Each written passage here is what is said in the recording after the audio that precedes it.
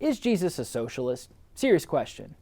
Did Jesus really advocate and promote socialism in the Gospels? Or is that an invention of cultural revolutionaries driving their narrative toward an ideological agenda? Few would have taken this question so seriously in previous generations, but it now looms large as biblical literacy is at an all-time low and cultural influence on Christian thinking is at an all-time high. We sit down with Jerry Bowyer to discuss all this and the subject of this new book on the Standing for Freedom podcast, starting now.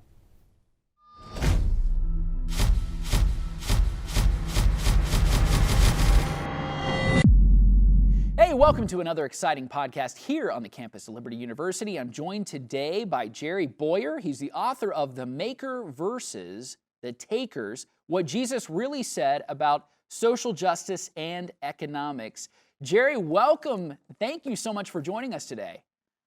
A pleasure and an honor to be with you, Ryan. I've been looking forward to this. Well, the honor is all mine, and I want to first say that any topic on the issue of the Bible and economics is going to get my attention. This is something that resonates with me, and I love the fact that you've done this. I think of other writers that are out there. J. Wesley Richards is somebody that I think of that has written books on this topic. Michael Novak's old Spirit of Democratic Capitalism, and there are many others. And when you think about the terrain, if you will, in the world of evangelicalism, you have those on the left, and then you have those on the right as well. I think of Ron Sider, Jim Wallace, Tony Campolo, many others arguing from a social justice perspective, even a socialist, even Marxist perspective on Jesus and economics. First of all, Jerry, why did you write this book? I wrote this book because a friend of mine nagged me into writing a book. I didn't have any intention to write a book. I didn't want to write a book. I don't like to write books. Books are hard work. Books are not my day job. Yeah. When I write books, I think my income from that probably comes out to something less than minimum wage. Right. And then with the new minimum wage, then I'm even further behind. Yeah. But I did want to do the research. Yeah. I was very excited about doing the research because I'm a follower of Jesus and I'm an economist. And I wanted to know what Jesus really thought about economics. Yeah. I did not set out to rebut evangelical socialism. Yeah. I didn't set out to rebut anything. I set out to find out what Jesus thought. That's what I wanted to know. Yeah. And so I prayed that way and I studied that way. My wife and I actually did a lot of this study together, and came to certain conclusions. And then after spending years on this, a friend who's in publishing called and said, "Hey, I want to do a book with you. What would you do? What topics do you have?" And I mentioned three things I had done a lot of work on. And one of them was Jesus and economics. And he said, "Okay, that's the book. You need to write that." And I said, "No one's going to read it. No one's going to want to read it." And he said, "Trust me." So I wrote the book. Yeah. So that's why I wrote the book. And it's done better than I expected it to do. It's sold well and it's been very well reviewed. But I didn't know that it would be, because in my experience, sometimes the best stuff doesn't sell. Yeah. The halfway good stuff sells, right? The Right. red meat sells, Yeah. but the detailed, painstaking, Yeah. scholarly research is a kind of a losing proposition commercially. And I'm an economist. I'm trying to do wealth creation. So this one surprised me. Yeah. So I probably shouldn't go in publishing because I didn't think my book would do well, and it's done well. So that's an industry apparently I don't know anything about. Well, hey, I certainly appreciate it. I wanted to dive in on a couple of things because I think this is an important topic. Oftentimes, and you were very careful to be fair and not to, you were not picking certain people to go and attack, but rather doing exegetical work. You set up a framework for how to look at the Gospels, you mentioned the geographical details and the clues, if you will. Context is often clue, right? Similar to real estate, location, location, location. Context, context, context is very important indicator in what is happening in the Gospels. So as you were doing your research, what are some things that you discovered? a context including location, location, location. Yes. That this is really important and really severely overlooked Mm, by a lot of exegesis of mm, all sorts, yeah. and especially to the degree that there's some exegesis about Jesus in economics. Mm, So location is very important. We know intuitively in our world that location is important in economics. mm. I'm in the Pittsburgh area, McKeesport, Tube City, where Michael Novak grew up. Yeah. Spent his early years. That's steel and that's pipe that helped create the oil revolution. All right. So if somebody's telling a story, if you're reading a novel and you go to Pittsburgh and there's a man who's wearing a shirt without a tie and he doesn't have a blazer and he has a lunch bucket and he's walking to work, I don't have to tell you this guy's not a neurosurgeon, Mm, right? You know that he works in a factory, probably steel or maybe coke or something that's used to make steel, mm, right? You know that already. If you read a novel like The Bonfire of the Vanities and you meet Sheldon McCoy and he works on Wall Street, before you even get to the part that describes what he does for a living, you know that he works in finance. If you read another story and there's a young man in a t-shirt who's a billionaire who lives in Silicon Valley, you don't think, I guess, is this guy a lawyer? Is he a cardiologist? No, you know that this is someone who works in technology because we know those reference. We mm, know the geographical location mm. and the occupational reference just because we live in this world. But if someone was reading a novel set now, 2000 years from now, they wouldn't have any idea unless there were little footnotes that said, now at that time, Silicon Valley was the center of information technology, or at that time, Wall Street was the center of global finance. So we need to fill that in. That's why great works of literature have annotations. Yeah. So all I've done, it's just spade work, literally. Archaeologists I go read the archaeological reports and read Philo, who was writing around that time, was a Jewish writer, and Mhm. Josephus, who's writing a generation later. Yeah. You're nodding, you know this stuff, your New Mhm. Testament Mhm. background, who's a generation after Jesus. Mm. And then I just take those and kind of create a little mental map and say, which city had which industry and what kind of economy, and then take Mhm. the gospel narratives and overlay it with that map. Mm. So when Jesus is visiting the wedding at Cana, what's going on in Cana? What's the industry in Cana? Mm. Stoneware. Something's going on there. What's Yeah. the industry in Capernaum, Bethsaida? What kind of economy did Bethany had? What's the difference between Galilee and Judea? That's the big division. Mhm. And what comes out, what emerges, is a 100% consistent pattern. Every time that Jesus has a confrontation with anybody over wealth, he is in physical proximity to the capital city, Jerusalem, Mhm. and he is in social proximity to the crony ruling class. We Mm. might even say, in modern terms, the deep state. So Yeah. and I know that's become politicized in certain ways, but that phrase exists for a reason. Yeah. So he leaves Galilee, entrepreneurial, low tax, economically dynamic Galilee with a lot of small businesses, including Joseph and Foster's son builders, Mm. right? And he's leaving that.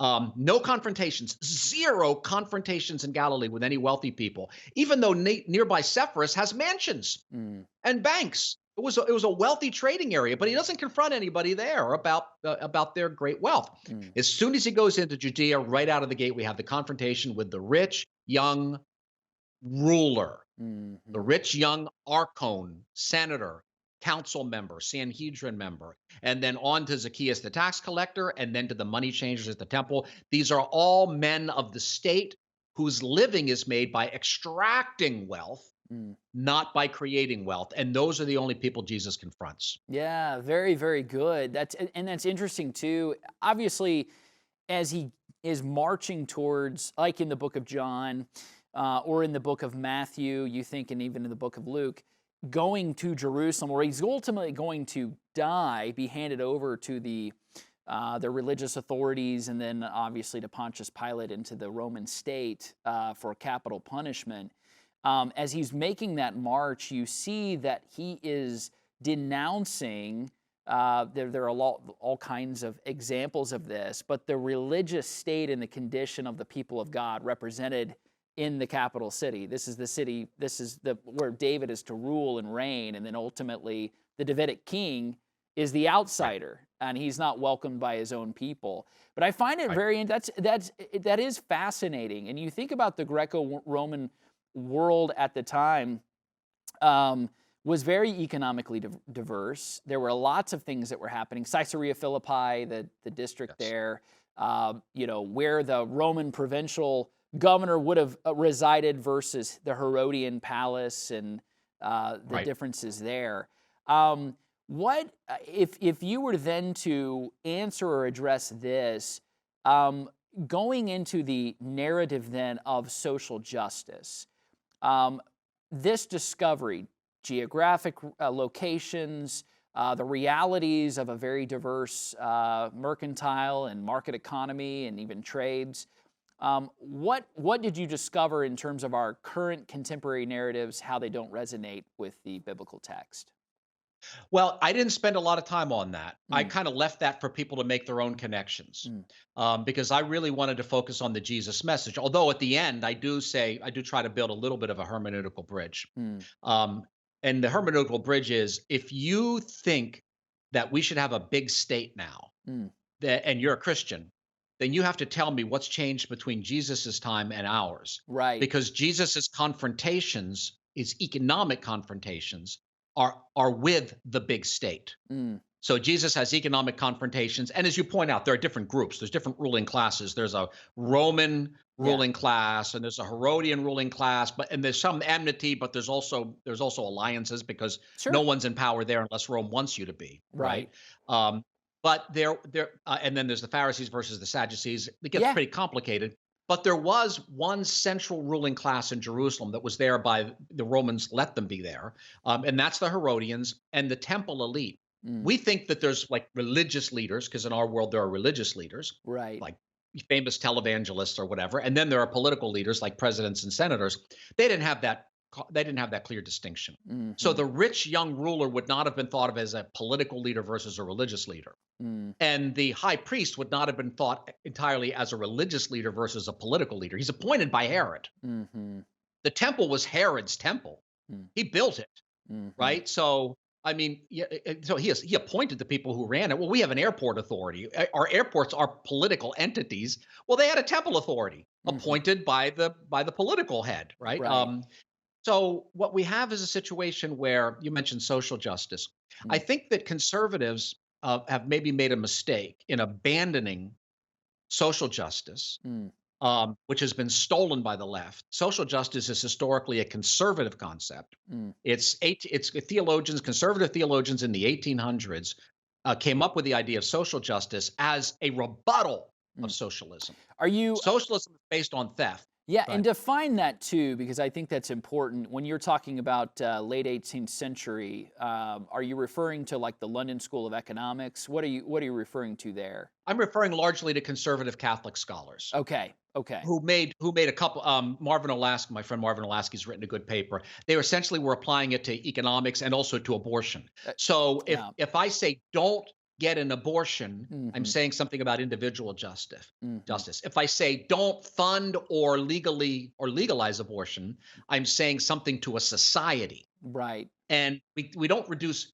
There are things that individuals are supposed to do, and they are things that societies are supposed to do or not do, hmm, and justice just applies that to both of them. hmm, In the Bible, prophets had messages for individuals and they had messages for nations. right, Do we think Jesus is less than a prophet? mm, Well, I mean, we know he's priest. We talk about that a lot in theology. We know he's king. We talk about that not as much. We don't talk much about prophet.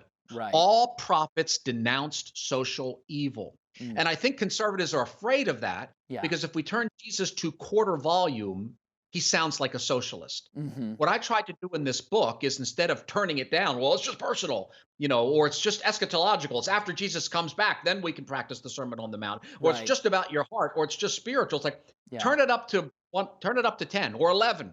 yeah, Turn the volume up to 11, and then really hear what Jesus is saying and doing. And what right. he's doing is confronting people who use the state to extract wealth from people who produce it.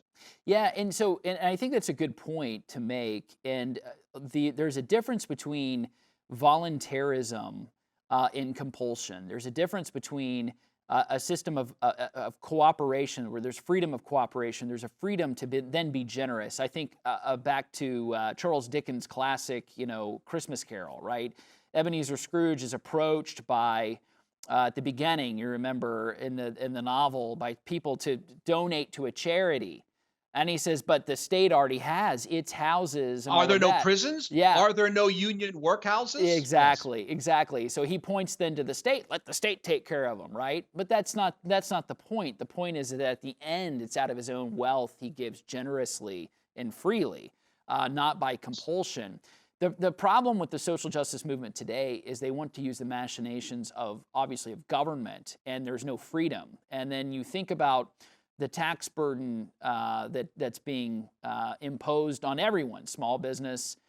If you added it up, and you're aware of this and better than I am as an economist, somebody who's a small business owner pays local taxes, state taxes, federal taxes.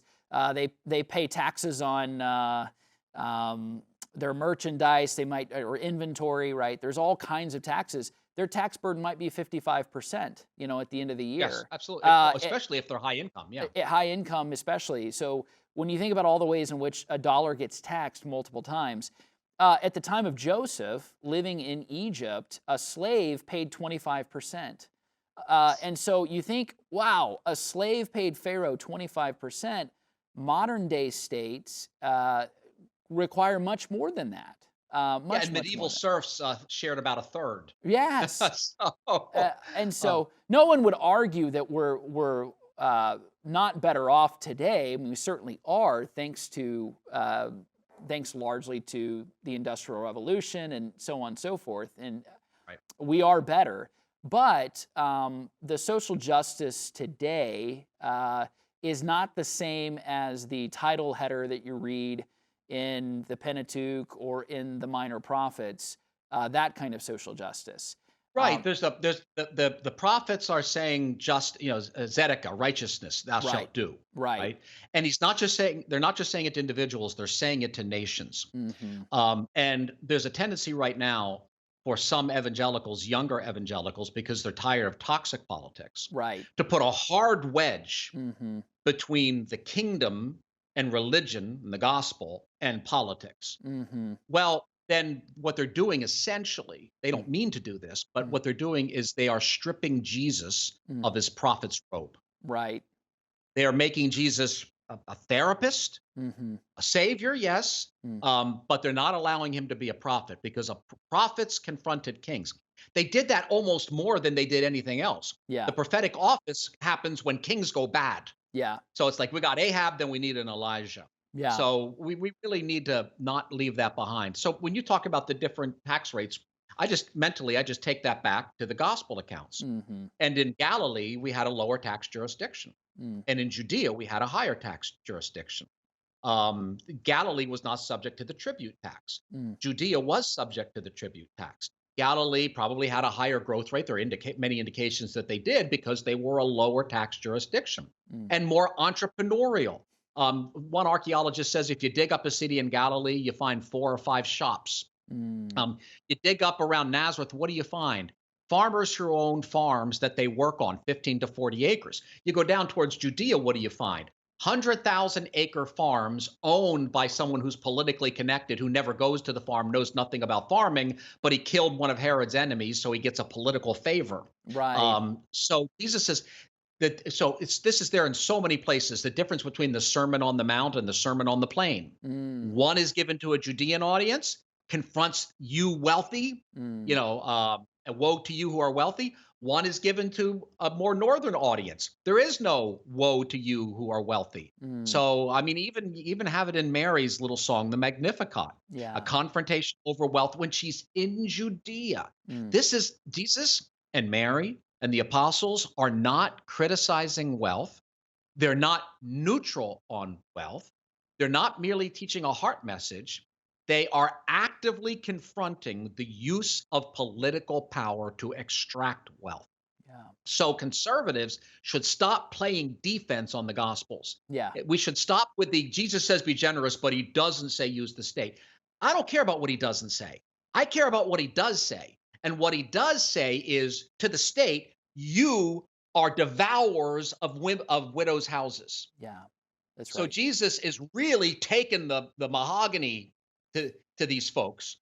And then somehow some commentators look at a story like Jesus' confrontation with the rich young ruler, where yes, he says it's harder for a rich man to go to heaven than it is it's harder for a A rich man to go to camel heaven than to it is enter the the needle. eye of a Right, needle. right, right. Um, but they leave out the fact that he just had a conversation with a senator Yeah. and that he is literally, according to the gospel text, staring at that man while he's saying it. Mm, This is a confrontation. And one other thing, I know it's probably too much detail. When they have this conversation about the Ten Commandments, I've kept these from my youth. Jesus lists them.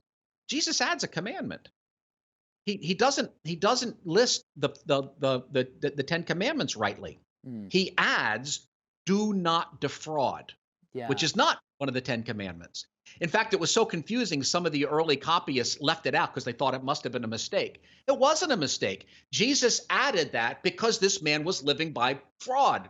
He Mm, was using his political power. mm. So, how anyone can really read the details of that story and come out and say we should give more money and power to senators is beyond me because the text very much pushes in the other direction. Yeah, that's very good, very well put. And when you think about defrauding, I mean that too is the that's a combination of thou shalt not steal and you bear false witness against your neighbor. And so there But is. Jesus doubles up on it. He Yeah, doesn't leave, thou shalt not steal. It's right. kind of like if you came to me and you said, what are the commandments? And I said, well, don't commit adultery. And you said, I got that. I said, don't, don't fool around. Hmm. Don't cheat. You'd say, what does he know? Why is he repeating Yeah, that particular right. command? Why is Jesus doubling down on not stealing and not bearing false witness? Yeah. Because it was emblematic of the class. How do I know? Well, not just from the readings of Josephus, but Jesus's younger brother James, about 20 years later, writes a letter from Jerusalem. Yeah. He talked to the Christians in Jerusalem, and he says, "Do not rich men defraud you." Same word in Greek. Do Hmm. not rich, not do some. James is saying the ruling class lives by fraud. Yeah. And he's just continuing his older brother's teaching and intensifying it. Mm. And so that in the kind of the modern day equivalent, if we were to look around in this country, we would be talking about crony capitalism. We'd be talking Yes. about the deep state. We'd be talking about hedge fund managers on Wall Street using, wielding their own power and influence. Uh, If they're using politics. Right, in Right. order to Right. do that and have an unfair advantage, and not evening the playing field for competition. That's really, really helpful. And I would just say, for the folks who look into this, one of the things that as I was reading along here, I saw you had passage after passage notated. You broke several of the gospel stories down, and I think about the vignettes where there are certain teaching principles that he puts there. Um, did you come away, Jerry, at the end of this and learn something different? Did you have a different understanding after you've done a lot of extensive research? What would you say in the aftermath of this book? I would say I came away with two things. Mm, One is I was shocked by how well the thesis worked. mm, I had an idea going in, but I didn't expect to find so very many details that really fit. mm. I think the one that really blew me away was when I was looking at the parable of Lazarus and the rich man, which I argue is not generic rich man, but the high priest. Yeah. Well, we can go there. There are five or six really, powerful indicators that he's talking about that. But then when I read in Josephus that Caiaphas, the high priest, had five brothers, and that Mm, this man in hell or wherever, the people argue about, the actual eschatology there, said, "I want to go warn my five brothers." It's like, wow. interesting. right? I mean, there were other details. He wears purple. He wears fine linen. The porch that Lazarus was put on is a poulos in Greek, which often means the porch of a temple, not Mm, just the front porch of a mansion. mm, He dines lampos by lamps. There's a lot of temple imagery there. mm. But when it's like, okay, I really think this is there, and then five brothers. Yeah. And I searched Philo and Josephus. There's no reference to any historical figure at the time having five brothers except Caiaphas. Mm, So this is about Caiaphas. So mm, it really surprised me how well this fit hundreds of details. mm. It did cause me to change my mind about something. Okay. I associated debt forgiveness with the left. And so the debt forgiveness arguments were used by people like you mentioned, like Ron Sider, et Sure. cetera. Yeah. Um, I think they've misunderstood them, but I associated it with them. So I resisted a Jesus who was preaching debt forgiveness. Hmm. But the text forced me there. Yeah. And I concluded that Jesus is a Torah observant rabbi. And of course, he would say they have to follow the Shemitah and debt forgiveness rules. Yeah. Once I allowed myself to go there, then the whole thing really opened up Mm, because it's clear that Jesus is warning them mm, that if they don't follow the Torah and don't forgive the debts of the middle class and poor, it will destroy them. And it did. In mm. 66 AD, the Sicarii, the dagger men, the assassins, the terrorists murdered the high priest who was supposed to be forgiving debts, then burned down the hall of records where the debt records were kept. And Josephus said they did that to curry favor with the many pulos, the many debtors. And then that leads to a cycle of violence, and Jerusalem is destroyed. Wow. So when Jesus says, forgive debts as you forgive your debtors, yes, spiritual. Mm. You forgive sins against you. But he's also saying that there is a limit to how much debt can accumulate and Yeah. that there has to be some kind of forgiveness of debt. And when he's killed, he says, if this is what happens when the wood is green, what happens when it's dry? And a generation later, the wood was dry. There was a debt revolt. There was a boom bust cycle. They finished building the temple, big Keynesian work project. They laid off 10,000 people. Yep. Those people were laden with debt. They couldn't pay their bills anymore. They left the middle class. They became part of a terrorist group and they started burning down Jerusalem. And that led to the destruction of the city. So Jesus is Yeah. doing so much more economics than we realized, than even I realized he was doing until I got deeply into And this. that was too built into the Mosaic law of the year of Jubilee. You think about there was a paper, academic paper I read years ago by Wayne Grudem, who also has a background in economics, but it was on the Old Testament code and on the year of Jubilee. And there's a wisdom principle in that a debt would only last so long so that people would not be spending a lifetime as indentured servants, right? Owing an exorbitant amount of debt. Usury was condemned, in the Old Testament, which is not necessarily a rate of interest, but an exorbitant rate of interest. And so when you Or a see, rate of interest that's in a charitable setting would be right, another interpretation, yeah, right? As yeah, opposed to a business interest. Yeah. right, that's right. And so when you think about wisdom principles laid out there, I mean, certainly it leads to greater prosperity, economic freedom if you don't have generations saddled with perpetual debt. Yes. And so it ultimately leads to some kind of revolution. Right. And how we apply that now, I understand we're not directly under Torah law, but Jesus was. He right. was a rabbi, Yep. right? So there's wisdom embedded in that we need to take Sure. into account. Yeah. And remember, why was Israel sent into exile? Mm, Jeremiah says it was because they didn't practice these laws. hmm. Right? So then Daniel, but there's a feeling, well, it's only going to last 70 years, Yes. appropriate because 7 year. And then Daniel comes along and says, no, it's going to last 70 times 7 years Hmm. before your debts are forgiven. And then Peter asks Jesus, how many times should we forgive? 70, like Jeremiah? And Right. Jesus is like, Daniel, no, 70 times 7. It's going to take a while. Yeah. And we just think of that as meaning a lot. But everyone in Jerusalem was very excited already about 70 times 7. Like if I say to you 1776, you don't say 1776 what? 1776, Right. that is an association for you. Sure. If you're talking about prophecy, 1948, that has an association for people. 70 times 7 had a very powerful association. Mm. The Messiah is going to come. He's going to forgive debts. Because we were in exile for not forgiving debts, our exile will be ended, our sins will be forgiven, and then and will be redeemed, and then we won't be under the control of the Romans anymore. Mhm. So Jesus says 70 times 7 and immediately tells a parable about debt. Mhm. And in that debt parable, he mentions someone being forgiven from the great king 10,000 talents, which is a number impossibly large for any business. I mean, commentators say this must be a mistake or an exaggeration. No, 10,000 talents is 6 years' GDP in Herod's province.